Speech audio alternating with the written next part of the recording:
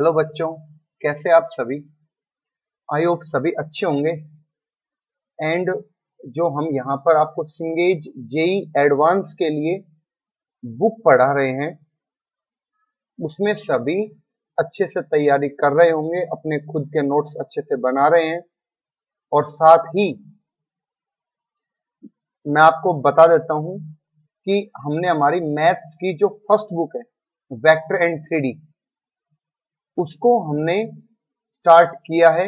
उसका हमने first lecture complete कर दिया है, सेकंड लेक्चर चल रहा है और इसके लेक्चर आपको इवनिंग 6 o'clock अपलोड कर दिए जाते हैं, आपको मिल जाएंगे।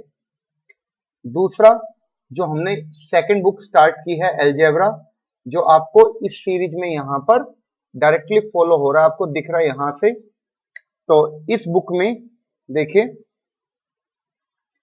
इस बुक में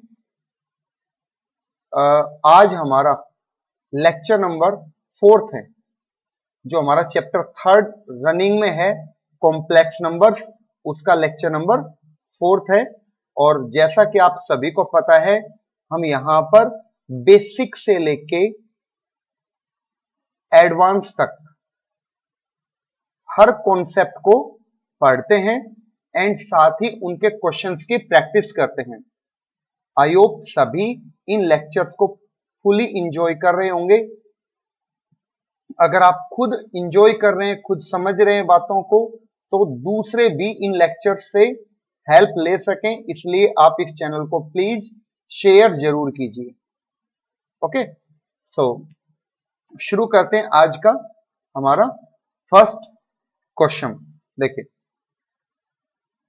आज हमारी जो एक्सरसाइज 3.1 है चैप्टर 3 में, उसका फर्स्ट क्वेश्चन है। पहले फर्स्ट क्वेश्चन पूछा गया आपसे कि ये जो मैं एक आइडेंटिटी लिख रहा हूं √-2 इंटू √-3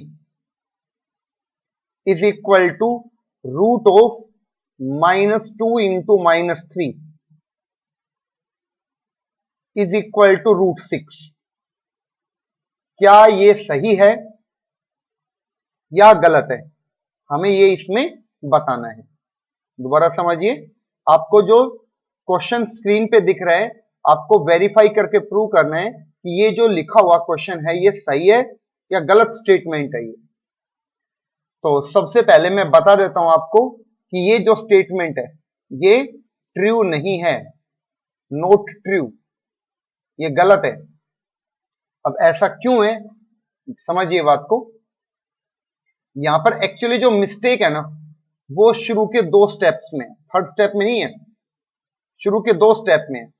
आप इसको तो √6 लिख सकते हैं, लेकिन यहां से यहां तक जब आप आए हैं, यही स्टेप यहां से रोंग है। क्यों है आप समझिए। देखिए, अगर आपके पास -√2 मल्टीप्लाई -√3 है, तो इसको तो आप √2 आयोटा लिख सकते हैं एंड √3 आयोटा लिख सकते हैं। आई होप मेरी बातें हर स्टूडेंट को समझ में आ रही हैं। क्लियर? अगर किसी स्टूडेंट को कोई डाउट होता है तो आप वीडियो को रिवाइंड करके दोबारा से देखिए, कॉन्सेप्ट आपको अच्छे से क्लियर हो जाएगा। और क्या लिख सकते हैं आप इसको, √6, √2 को √3 से मल्टीप्लाई कर √6 एंड आयोटा को आयोटा से मल्टीप्लाई किया आयोटा स्क्वायर। तो आयोटा स्क्वायर की वैल्यू आपके पास -1 होती है, तो फाइनली आंसर होना चाहिए यहां पे -√6, जबकि यहां पे लिखा हुआ है √6। ओके, सो प्रॉब्लम क्या थी वो समझिए।